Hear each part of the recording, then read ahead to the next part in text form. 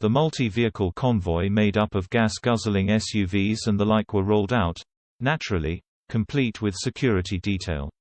Less charitable commentators on this event have cynically labeled it as being a «pseudo Royal Visit».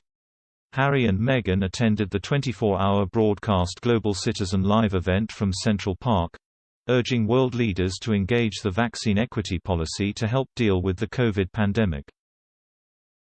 Quite who gives a hoot for what they have to say on the subject has prompted much mirth, judging by the widespread disparaging commentary on and offline. In truth though, it bore all the hallmarks of a glorified photo-op solely motivated in promoting Brand Sussex. They had earlier taken a brief pause from their hectic schedule of PR flummery with a stop at One World Trade Center for a perfunctory nod at the 9/11 memorial.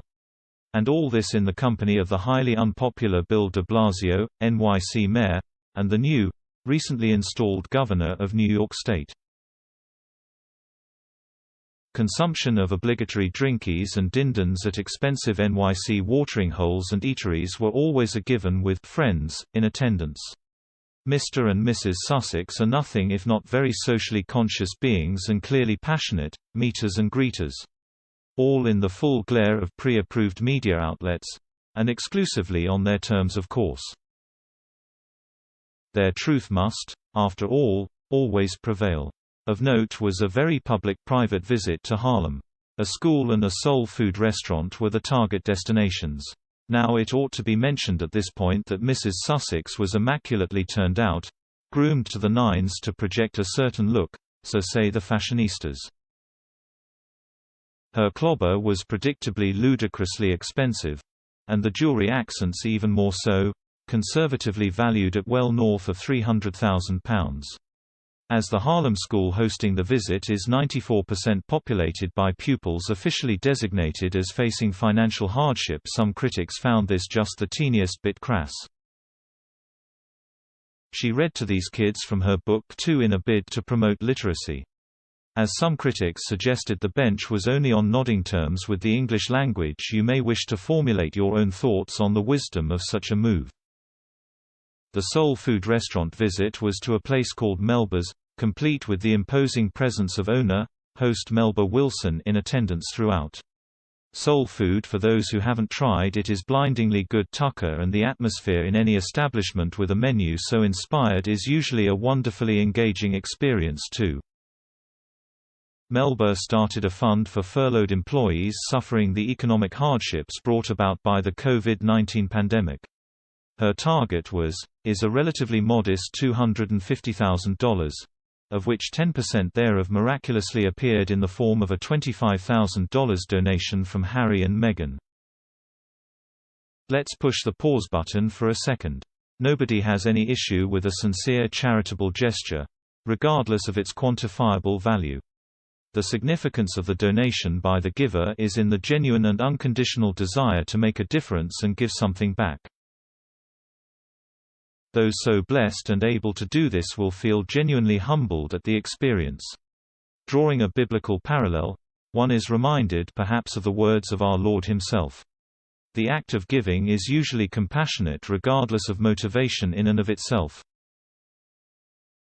Yet done in such a very public way as in this case by these two being in the presence of the Big Apple gathering of woke listers surely secures their due reward in being openly acknowledged and indeed applauded as biblically described.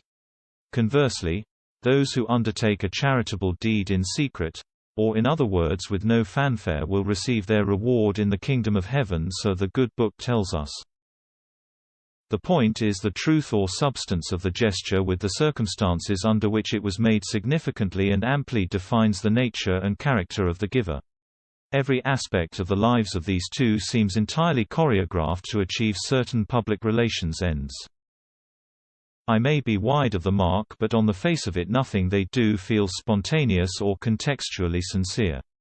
It feels like a stage-managed fantasy, a photo-op, self-promotion and brand building. The Central Park jaunt has attracted many others giving their time and energy. Elton John and Coldplay, for example, were in attendance. The common denominator with almost all the entertainment listers present is that they worked extremely hard for their success. True. Luck played a part as it always does. But their abundant talent cannot be denied.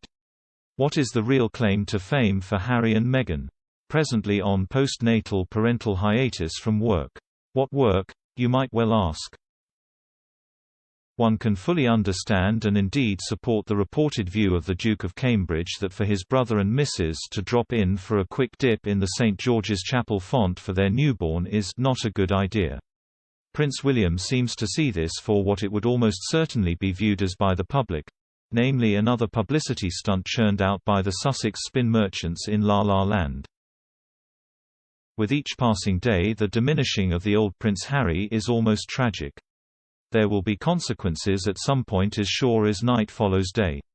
Swapping a life of service and dedication for the trappings of material wealth seems almost Faustian. We can only watch and wait.